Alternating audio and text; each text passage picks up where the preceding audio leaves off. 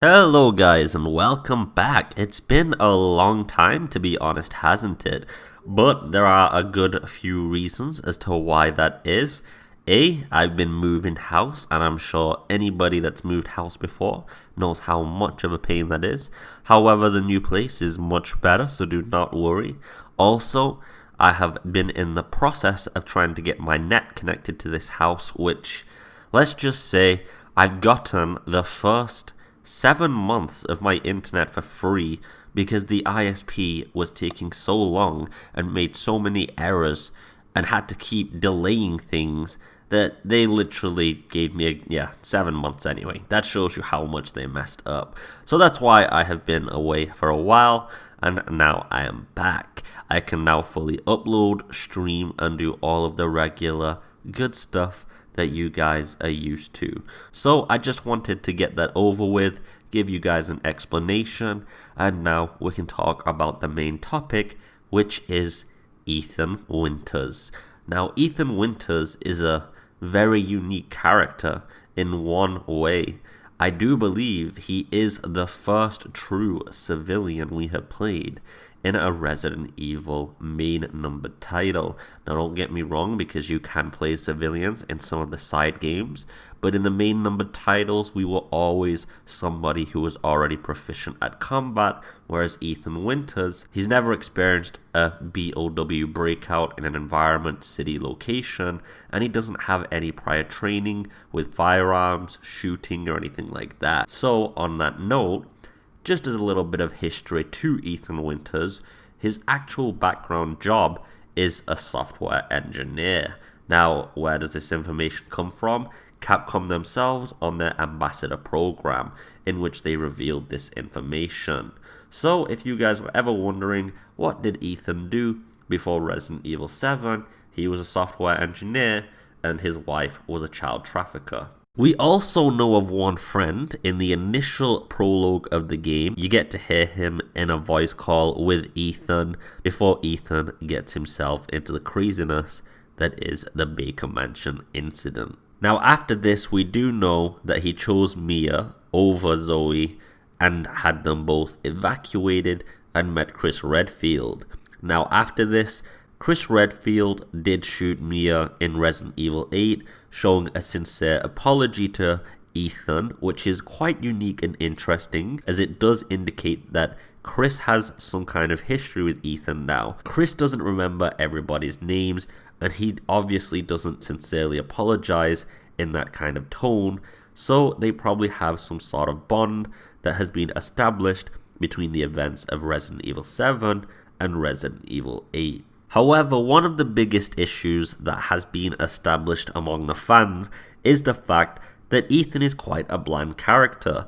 Other than the fact that he has a driving license, a car, a friend, a child trafficking wife, and he was a software engineer, we don't really have much information on him at all. So this is going to beg the question, how is Resident Evil 8 going to deal with Ethan's blandness, to put it bluntly? He didn't even really react much or say anything during the course of Resident Evil 7, and this is going to be one of the biggest challenges that Capcom is going to face to entertain us with this character.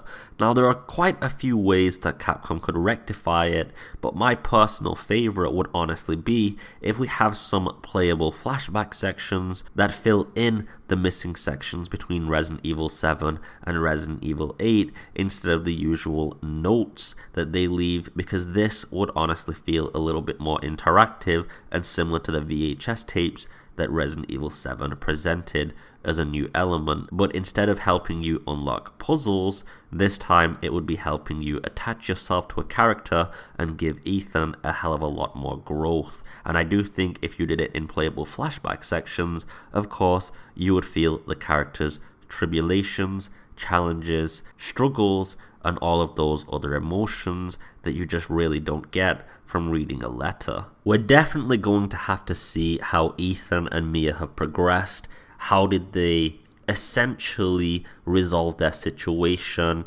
Mia is not somebody that would be easily forgiven in the real world. Let's be realistic. If you found out your partner was part of a BOW child trafficking program, you'd probably have a few issues. So I do hope that Capcom doesn't just completely ignore that, like, screw it, I don't care, you're my wife anyway. I hope they do address this issue and that Ethan, had some problems with Mia and she's a changed woman. And on that note, we need to know about Ethan's infection, because he was definitely infected by the end of the game. This is no theory, he was hallucinating, which is one of the symptoms of the infection. So we need to know how that was dealt with, whether he was cured, but considering the end of Zoe DLC, that should not have been too much of a problem and should be quite achievable. Whether that changed Ethan's appearance or not, though, is unknown. Now, these are just some of the challenges that Capcom is going to face in the foreseeable future. Whether they will be able to overcome them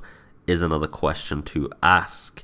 I really do sincerely hope, however, that Capcom, after Resident Evil 3's lackluster story time and narrative, would invest a lot more time into Resident Evil 8, especially considering we're not playing a fan favorite character or game, but instead a new location with a protagonist most people felt was mundane and didn't really attach themselves to. I think Capcom could do an exceptional job at this if they do it right, but things will have to be absolutely perfect. However, considering that Resident Evil 7 itself got a 9 out of 10 in most of its scores and ratings, I would just assume that regardless of Ethan's character, Resident Evil 8 is going to blow it out of the water due to the much larger environments, the much larger story, enemy variety, and it is probably going to be a lot more scary than Resident Evil 7 ever was. I thought this would be the perfect video to get back into things, give you guys a little TLDR on Ethan, give an introduction, tell you why I've been away, and yeah, this has been good. Let me know what you think in the comments about some of these things that I've listed in the video. Do you think that Ethan's going to be a good character? Do you think he's going to be a bad character? Do you think they're going to flesh him out? Is he going to get his character growth? How do you feel about all of this? As I said, he's the first person to really be the only protagonist of 2 numbered titles in the Resident Evil franchise in a row. You could say Chris got that with Resident Evil 5 and 6, however he was not the only playable character, and Ethan was in Resident Evil 7. Therefore, he has a very, very special place in the Resident Evil universe now, so we'll have to see how Capcom deals with that. As I said, let me know your thoughts below. I just hope you're having a beautiful day. As always, take it easy, and peace.